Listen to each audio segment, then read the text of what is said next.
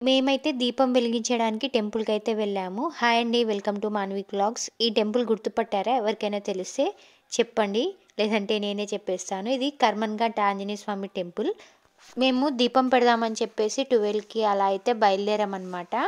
ఇక స్ట్రెయిట్‌గా శంషాబాద్ అయితే వెళ్ళాము. అక్కడికి ఎందుకు అనుకుంటున్నారా? అక్కడ శనీశ్వర స్వామి టెంపుల్ అయితే ఉంది. అది మీకు నెక్స్ట్ వీడియోలో అయితే పెడతాను.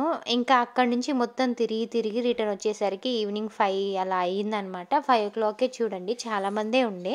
మార్నింగ్ చాలామందే పెట్టి వెళ్ళినట్టున్నారు. చాలానే ఉన్నాయి దీపాలన్నీ. నార్మల్‌గా అయితే ఇక్కడ మనకు గేట్ ఓపెన్ ఉండదనమాట కిందకి వెళ్ళడానికి. కానీ ఈరోజు అయితే దీపం పెట్టడానికి అనుకుంటా గేట్ అయితే ఓపెన్ చేశారు. నేను ఫస్ట్ టైం ఈ గేట్ ఓపెన్ చేశాక ఇందులోకి దిగడం. మేము 5కి అలా స్టార్ట్ చేస్తే మాకు అయిపోవడానికి 7, 8కి అట్లా అయిపోయిందేమో పూజ. ఇంకా పూజకి కావాల్సిన సామాన్లన్నీ నేను మా చిన్నమ్మ అయితే షేర్ చేసుకున్నాం అనమాట. నేను వెళ్ళింది మా చిన్నమ్మ వాళ్ళ ఎంబడే. మేము రిటర్న్ అయ్యేటప్పటికే ఫుల్గా ట్రాఫిక్ అయిపోయింది. వచ్చేటప్పుడు ఎంత ఖాళీగా ఉండేనో రిటర్న్ అయ్యేటప్పటికి అంత టైట్ అయిపోయిందనమాట. అంతమంది వచ్చేసారు ఈవినింగ్ కదా. నాకైతే లాస్ట్ టైం కన్నా ఈసారి పూజ బాగా జరిగినట్టు అంటే బాగా చేసుకున్నట్టు అయితే అనిపించింది నాకు.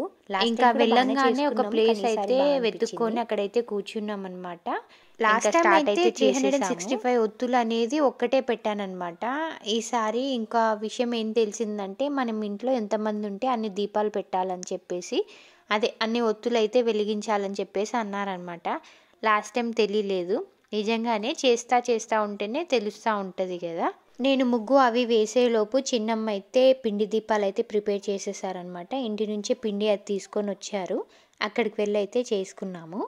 ఇందులో ప్రతిసారి వచ్చినప్పుడు చాలా తాబేలు కనిపిస్తాయి. ఈసారి దీపం పెట్టడానికి వెళ్ళినప్పుడు అయితే కనిపించలేదు. మేబీ తీసేసారో ఏంటో తెలీదు.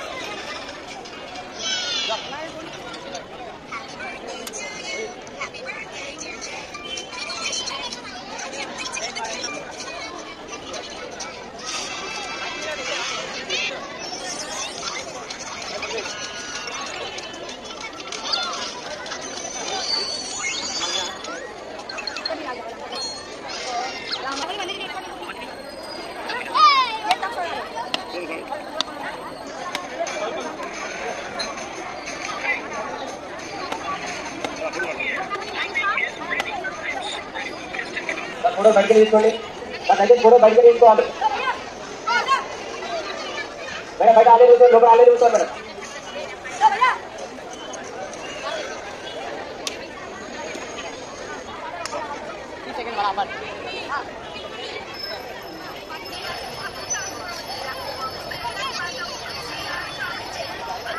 ఇంకా లాస్ట్లో పూజ అవన్నీ చేసేసుకొని ఇంటికైతే రిటర్న్ అయిపోయాము.